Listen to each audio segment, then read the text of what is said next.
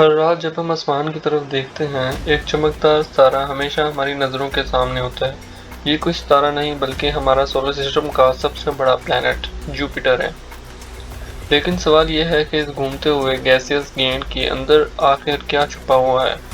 क्या इसके अंदर कोई सॉलिड सरफेस है या सिर्फ गैसों का समुंदर जो कभी ख़त्म नहीं होगा। आज हम इसी के बारे में बात करेंगे। Section number 1, atmosphere. सबसे पहले आपको बताता चलूं कि जुपिटर की सबसे ऊपर वाली लेयर असल में गैस की है।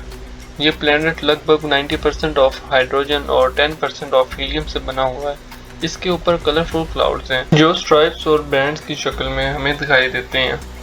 ये बादल अमोनिया और वाटर आइस के बने होते हैं और इन्हीं के बीच जुपिटर का सबसे मशहूर तूफान चलता रहता है जिसे हम कहते हैं द ग्रेट रेड स्पॉट। ये तूफान 300 साल से ज़्यादा पुराना है और इतना बड़ा है कि पूरी अर्थ इसके अंदर फिट हो जाए। Section number 2, pressure increases. अगर हम इन बादलों के नीचे उतरना शुरू करें तो हर किलोमीटर के साथ प्रेशर और टेम्परेचर बढ़ता चला जाएगा। सोचो अगर आप नीचे गिरते रहते हैं तो एक वक्त ऐसा आएगा जब हाइड्रोजन और हीलियम इतना कंप्रेस हो जाएंगे कि वो नॉर्मल गैस की तरह बिहेव करना बंद कर देंगे। पहले हमें मिलते हैं लिक्विड हाइड्रोजन जो ओशन की तरह होते हैं, लेकिन वो भी बॉइलिंग और कंप्रेस होता रहता है।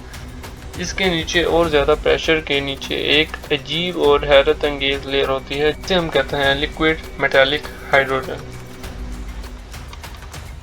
Section number 3, the metallic hydrogen ocean. Metallic hydrogen Jupiter का सबसे फैसिनेटिंग पार्ट है। ये एक ऐसी चीज़ है जिसमें हाइड्रोजन इतना कंप्रेस हो जाता है कि वो इलेक्ट्रिसिटी कंडक्ट करने लगती है, बिल्कुल कॉपर या आयरन की तरह। इसी वजह से जुपिटर के पास सोलर सिस्टम का सबसे पावरफुल मैग्नेटिक फील्ड है जो इतनी स्ट्रॉन्ग है कि अगर आप जुपिटर के करीब भी जाएंगे तो आपके इलेक्ट्रॉनिक्स सेकंड में फेल हो जाएंगे और आपकी वहीं डेथ हो जाएगी। Section number 4, the mysterious core.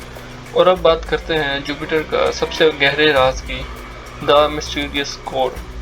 Scientist अब तक श्योर नहीं है कि जुपिटर के अंदर असल में है क्या।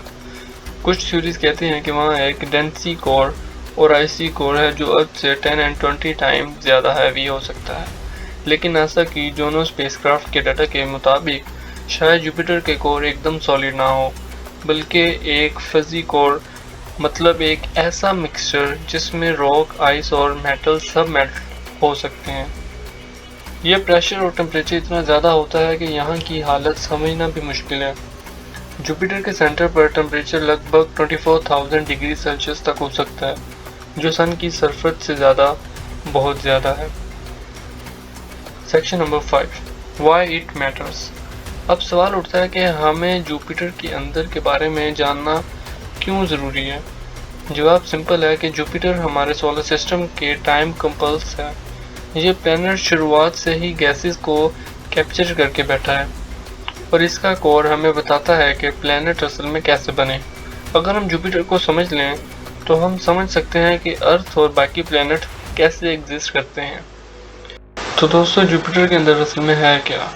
क्लाउड्स और स्टॉर्म की एक दुनिया, या ओशन ऑफ लिक्विड हाइड्रोजन, या फिर मेटालिक हाइड्रोजन का एक समुंदर जो उसके मैग्नेटिक फील्ड को बनाता है, और उसके अंदर एक ऐसी मिस्टीरियस कोर जिसका सच अभी तक हमारे साइंटिस्ट के लिए एक पजल है।